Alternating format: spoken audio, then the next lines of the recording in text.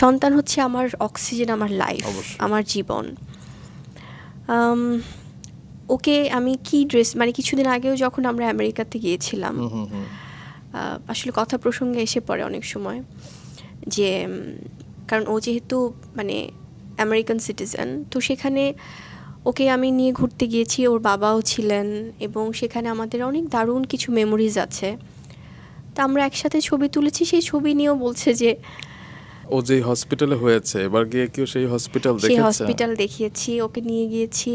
এবং হয় কি, আমি কথা প্রসঙ্গে কেন আসে ভাইয়া, ওকে আমি সবসময় একটু লুজ প্যাটার্নের ড্রেস পরাই। আচ্ছা। কারণ মাশাল্লাহ আমার বাচ্চা তো 5 years old, কিন্তু ওর মাশাল্লাহ ওর বয়সের অনুযায়ী ওর গ্রোথ মানে মাশাল্লাহ। তো সেখান থেকে ওর এজের কোনো ড্রেস ওর হয় না। তো মায়েরা কি করে যে একটু বড় সাইজের ড্রেস, যেটা আমি আগে বুঝতাম না, তো আম্মু আমাকে বলে যে তুমি 5 yearsের ড্রেস তোর হবে না। সো ওকে হয়তো আমি লুজ প্যাটার্ন বা কোথাও ঘুরতে নিয়ে গেলে আমি চাচ্ছি ওকে নিশ্চয়ই সুটেড বুটেড করে আমি নিয়ে যাব না, যখন ট্রাভেল করছি লুজ প্যাটার্নের ড্রেস পরাচ্ছি। এটা কেন পরানো হলো, উনি কি তাহলে, হ্যাঁ ডেফিনেটলি একজন মা হিসেবে আমি চাইবো আমার বাচ্চার জন্য আমি নিশ্চয়ই অপচয়কারী না ভাইয়া। অবশ্যই ওই ড্রেসটা আমি যেটা ভালোবেসে পছন্দ করে কিনছি, সেটা যেন আমি আরও কিছুদিন পরাতে পারি। আমি একজন একদম সাধারণ মা হিসেবে আমি এটা ভাববো। আমরাও তো তাই করি।